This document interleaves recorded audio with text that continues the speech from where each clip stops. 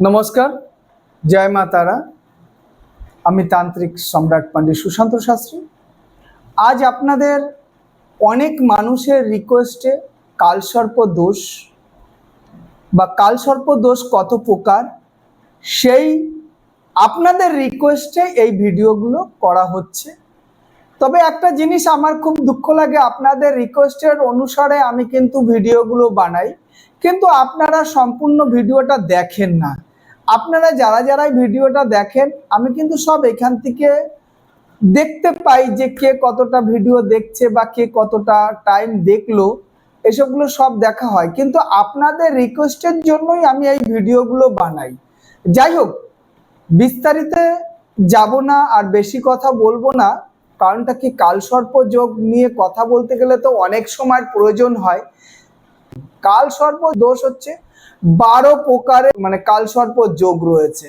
কালসর্প যোগটা হচ্ছে অনন্ত কালসর্প যোগের থেকে শেষ নাগ কালসর্প যোগ। এই অনন্ত কালসর্পের থেকে শেষ নাগ কালসর্প যোগ হচ্ছে 12টা কালসর্প যোগ। কালসর্প যোগ মানেটা কি? কালসর্প যোগটা হচ্ছে সময় এবং সাপ এবং অবস্থান।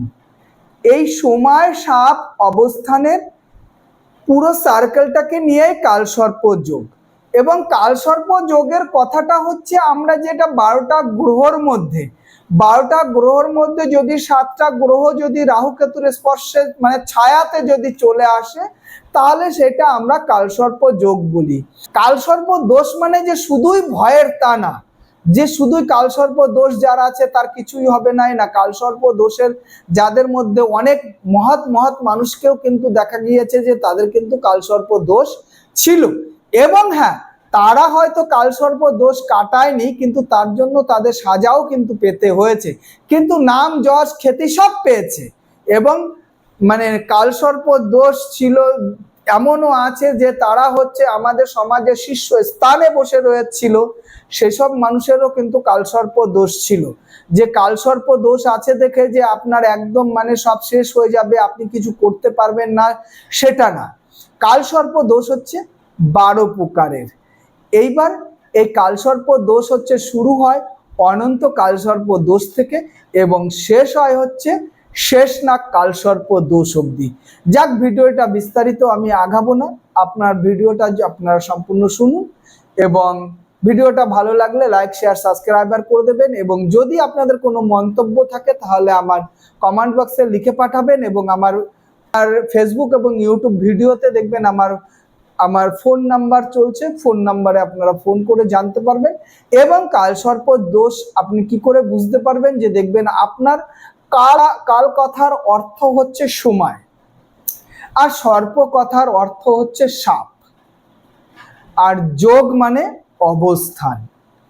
এই তিনটে মিলে কালসর্প যোগ। দেখবেন কি, যাদের মধ্যে কালসর্প যোগ থাকে তারা চলাফেরার মধ্যে সাপের দর্শন করতে পারে, মানে সাপ তাদের কিন্তু সামনে চলে আসে, বিষাক্ত ধরনের জিনিস। এবং আপনি যখন দেখবেন যে ঘুমাতে যাবেন, তখনও দেখবেন যে আপনি কিন্তু সাপের স্বপ্ন দেখবেন। এইসব জিনিসগুলো যখনই আপনার মধ্যে মানে অ্যানালাইজ করতে পারবেন, তখনই কিন্তু আপনি বুঝতে পারবেন কালসর্প দোষের মধ্যে আপনি কিন্তু বিরাজ করেছেন। যাই হোক, অনন্ত কালসর্প দোষের যে মানে অ্যাটাচগুলো, যে জিনিসগুলো দেখে আপনি বুঝতে পারবেন যে এই 12টা কালসর্প দোষের মধ্যে আপনি কোন কালসর্প দোষের মধ্যে পড়েছেন। অনন্ত কালসর্প যোগ, লগ্ন রাহু ও কেতু সপ্তমীতে অবস্থান হয়ে আছে। তন্নের রাহু এবং কেতু সপ্তমীতে অবস্থান করলে এমন হয়, আক্রান্ত ব্যক্তি ক্রমশ ষড়যন্ত্রতে কিন্তু শিকার হয়ে যান এবং বিবাহেতে কিন্তু বিপর্যয় আসে। সংসার জীবনে মামলা মোকদ্দমায় কিন্তু জর্জরিত হয়ে যেতে হয়। এটা হচ্ছে অনন্ত কালসর্প যোগের একটা ইঙ্গিত। যখনই আপনার এরকম কোনো অ্যাটাচু দেখবেন যে আপনি যে কোনো ব্যাপারে যে কোনো কাজে যাচ্ছেন বা যে কোনো ষড়যন্ত্রের শিকার হয়ে যাচ্ছেন, বা আপনার বিবাহিত জীবনে, সংসার জীবনে আপনি ঝগড়াঝাটি ঝামেলাতে আক্রান্ত হয়ে যাচ্ছেন এবং মামলা মোকদ্দমায় আক্রান্ত হয়ে যাচ্ছেন, তখনই আপনি বুঝবেন যে আমি কিন্তু অনন্ত কালসর্প যোগে আক্রান্ত হয়েছি। চলুন আসা যাক দ্বিতীয় কালসর্প যোগটা। দ্বিতীয় কালসর্প যোগ হচ্ছে কুলিক কালসর্প যোগ। এই কুলিক কালসর্প যোগটা হচ্ছে দ্বিতীয়ায় রাহু এবং অষ্টমীতে কেতু। দ্বিতীয়ায় রাহু এবং অষ্টমীতে কেতু অবস্থান করলে আক্রান্ত তীব্রভাবে হয় এবং অর্থ সংকটে পড়ে যেতে হয়। অর্থ সংকটে কিন্তু একটা বিরাট অর্থ সংকটে পড়ে যেতে হয় এবং দাম্পত্য জীবনে সুখময় হয় না। এই কুলিক যে কালসর্প যোগ, এই কুলিক কালসর্প যোগে হচ্ছে আক্রান্ত ব্যক্তি অর্থ সংকটে পড়বে এবং দাম্পত্য জীবনে কিন্তু প্রচুর পরিমাণে অশান্তির সৃষ্টি হবে। তৃতীয় হচ্ছে বাসকী কালসর্প যোগ। বাসকী কালসর্প যোগ, তৃতীয়ত বাসকী কালসর্প যোগে যখনই আপনি আক্রান্ত হবেন, কিভাবে বুঝবেন? আপনি দেখবেন যে তৃতীয়াতে আপনার রাহু এবং নবমে কেতু অবস্থান করছে।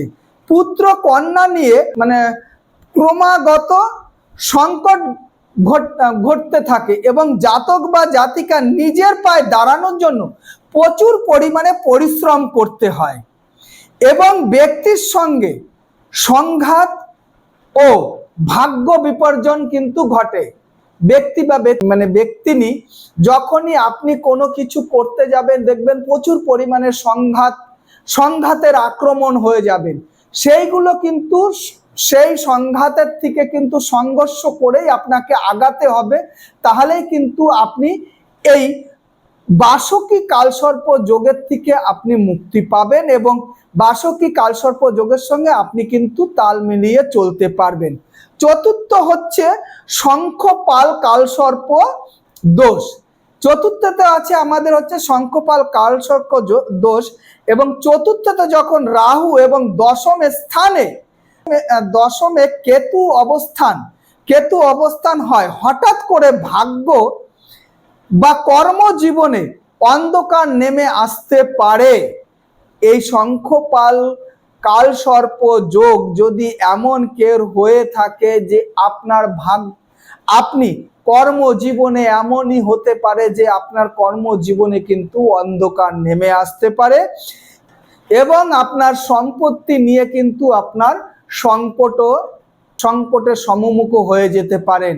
সেই জন্য এই শঙ্খপাল কালসর্প যোগ যদি আপনাদের কেউ থেকে থাকে, তাহলে আপনারা অতি অবশ্যই কিন্তু এই কালসর্প যোগটাকে আপনারা কাটিয়ে নেবেন, এই শঙ্খপাল কালসর্প যোগ। না হলে কিন্তু আপনাদের জীবনে কালো অন্ধকার নেমে আসতে পারে। দেখা গেল কি আপনার পূর্বপুরুষের দেওয়া কোনো জায়গা জমি আপনি হয়তো পেয়েছেন, সেই জায়গা জমিও কিন্তু আপনার হাতের থেকে সরে যেতে পারে। সেই জন্য সবাইকে রিকোয়েস্ট করছি, এই শঙ্খপাল কালসর্প যোগ যদি আপনাদের থাকে তাহলে আপনারা এটাকে কাটিয়ে নেবেন কোনো ভালো তান্ত্রিক বা জ্যোতিষীর দ্বারা।